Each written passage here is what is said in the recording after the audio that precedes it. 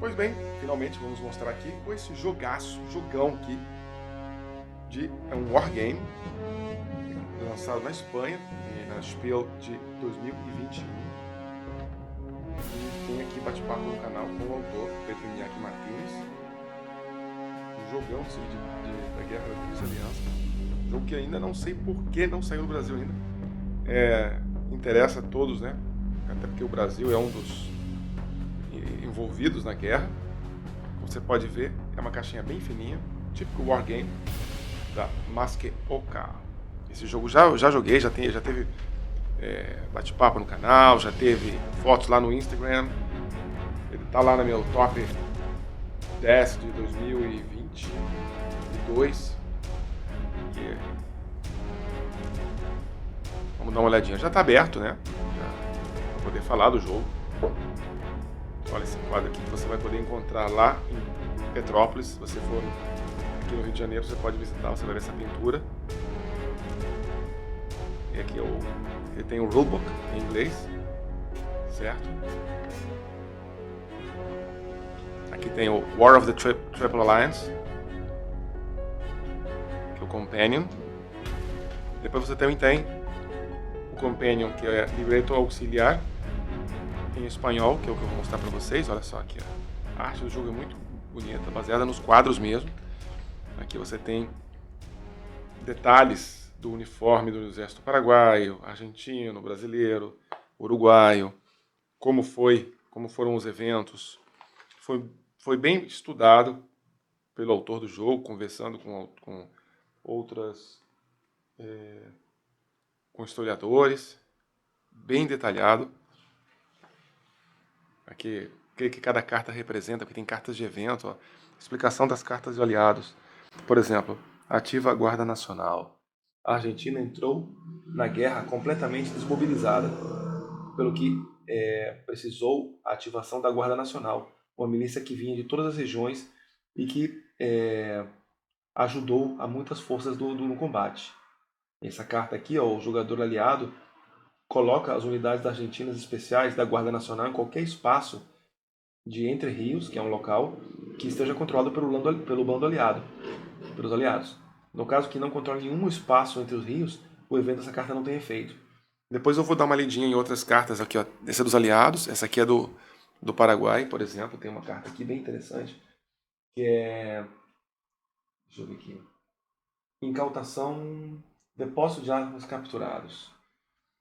O depósito de armas capturados, ele conta, por exemplo, a captura de armas e munição, tanto no Mato Grosso como em Corrientes, deram ao exército paraguaio as armas necessárias para conseguir mais voluntários para suas unidades. Então o jogador paraguaio recebe 3 unidades especiais de reserva em um espaço controlado do Paraguai. Então tem muita coisa. Eu tive a oportunidade de estudar lá e aprender bastante, também na Argentina. E aqui tem as fichas, cartas. Vamos dar uma olhadinha no mapa. Então, pessoal, em primeiro lugar, desculpem se tiver algum barulhinho, mas como ainda não acabou a obra aqui em casa e onde eu gravo não vai ficar pronto, já tem uns 3 meses, então me desculpem se tiver algum barulho.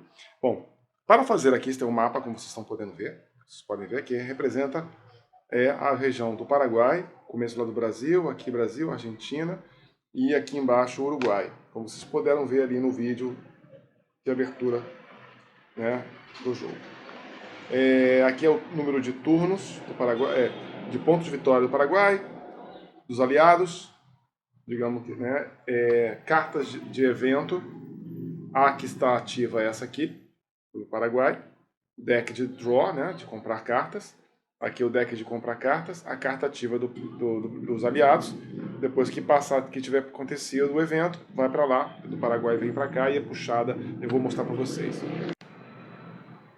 Aqui com mais detalhes, que a carta sempre começa com essa aqui, ó. Eu não vou falar de regras, porque o jogo não tem no Brasil. Se ele sair, eu faço pra vocês, se vocês quiserem. Mas é um jogo que eu gosto muito. Aqui a carta inicial, que ela diz: joga em segundo lugar depois que o jogador aliado. Depois ele faz todas as fases do seu turno. Ele pode entrar em território de qualquer país, ele está invadindo. Aqui, ó. Brasil invade Uruguai. Move apenas as unidades brasileiras. Essas unidades não podem entrar em território paraguaio nem argentino.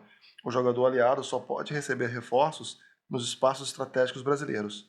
Ele começa aqui com Osório, Caxias e Mitre. Do lado do Paraguai, começa com o Solano Lopes, né, o Marechal, o Bernardino Cavalheiro e o Marechal Estigarribia. E você vai ver aqui que o mapa, ele tem as cartinhas, que é um contador de evento e tudo mais. Aqui você tem o tabulozinho de combate, onde você vai posicionar as tropas. E as tropas são todas essas pequenininhas aqui, ó. São todas essas aqui que você está vendo. Como vocês podem ver, essas são as tropas brasileiras. Já começa ele totalmente posicionado como o início da guerra. Para fazer o setup, basta você seguir esse aqui, esse mapa.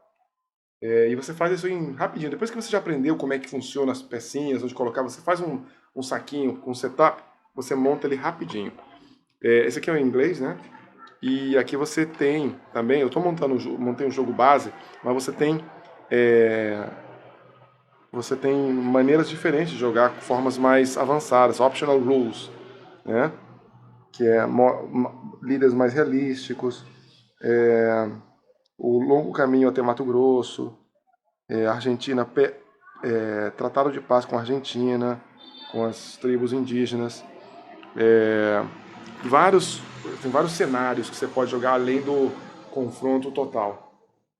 Você vai ver aqui, ó, que tem rios. Rios são esses pontos azuis grossos ali, o rio, né?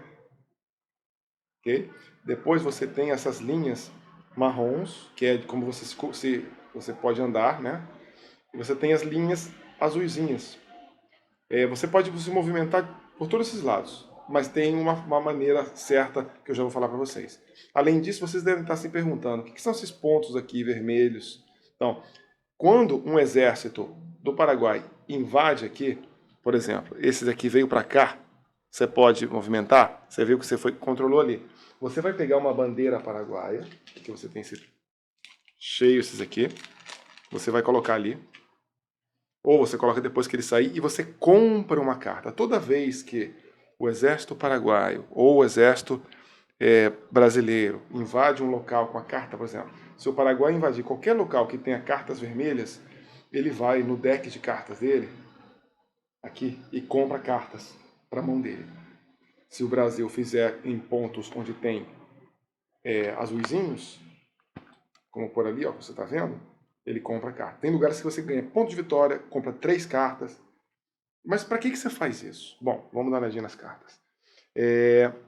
O jogo, depois de certo momento, você tem várias fases, sendo que a última fase você vai ter cartas, você vai receber cartas, e antes de encerrar o turno, você vai computar todos os pontos de vitória que a carta tem. Depois dessas, você vai escolher uma para ser o evento da próxima rodada. Vamos falar um pouquinho da ordem de turno. Bom, primeiro lugar que você vai dar uma olhadinha aqui, ó. Você tem aqui o jogo é muito simples. Ele é quase um Twilight Struggle em menos tempo e mais simples. Você vai ver aqui, ó. Você tem aqui a ajuda de turno.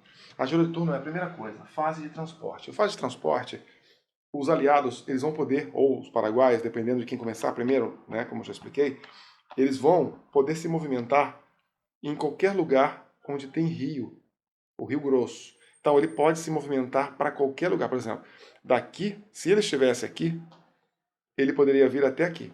Não passa porque aqui é a capital uruguaia, ele não pode invadir. Aliás, não pode nem vir aqui, ó. Isso aqui é Uruguai. O Brasil não pode entrar aqui. Ele tem que se movimentar. Por exemplo, se você olhar aqui, pela regra do jogo, ele não pode invadir o Uruguai, mas ele pode vir até aqui. Já o jogador paraguaio, se você olhar aqui, ele pode vir. Aqui já tem uma tropa argentina, mas tem essa galera aqui, ó. Se esse aqui de Assunção, tá aqui, ó, quisesse, ele poderia vir aqui, ó, tudo isso aqui até aqui para formar um bando maior. Sempre que você utiliza movimentação de transporte, você não pode entrar em combate. Você só entra em combate na próxima fase, que é o que? Fase de movimento, que aí sim você vai movimentar as tropas. Por exemplo, o jogador paraguaio pode dividir a tropa dele. Ele pode vir para cá, essa aqui vem para cá, por exemplo. E aí vai movimentando, certo? Quem se movimentou pela fase de transporte, nessa rodada não pode entrar em combate, não pode ter fase de movimento. É como se eles estivessem, viajaram muito, estão cansados. Então você tem que tomar muito cuidado do que você vai fazer antes do movimentar. Você pode estragar. Depois, outra coisa que pode acontecer é entrar em combate. Por exemplo, aqui tem uma tropa, então esse grupo paraguaio vai entrar aqui para invadir a Argentina. Então, como é que faz? Você vai, primeiramente, olhar aqui, ó, um dos líderes. Você vai pegar, por exemplo, esse aqui é o Estigarribia. Você sempre tem de trazer um líder para o combate. Você vai vir aqui, vai colocar ele sobre o grupinho e vai avançar. Pronto. Avançou? Tá ali?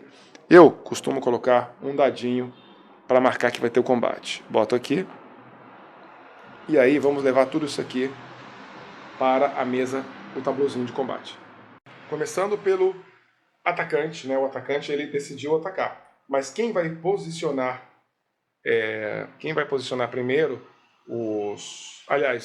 quem vai posicionar primeiro é o defensor, que é a Argentina. A Argentina só tem um. Ele vai posicionar seguindo essa ordem. Depois disso, o atacante vai escolher os melhores para atacar.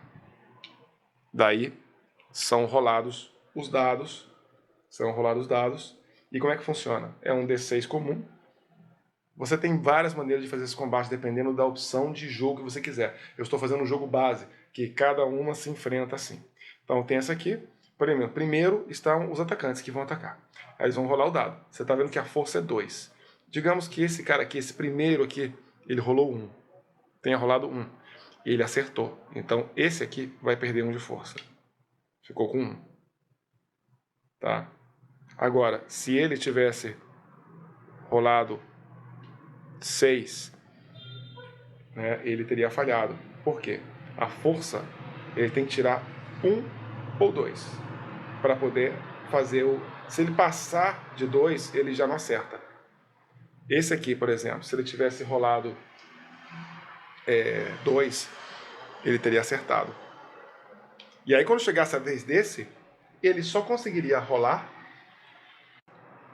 acertar, no 1. Entendeu? E depois, se esse aqui acertasse também, esse aqui automaticamente estaria fora. Só para vocês terem uma ideia como... E aí, depois, você retiraria o mapa, quem estivesse machucado sairia e voltaria para cá, junto com o Estigarribia. Ele está ali no comando. Esse aqui vai embora para a caixa, não volta, porque é finito, certo?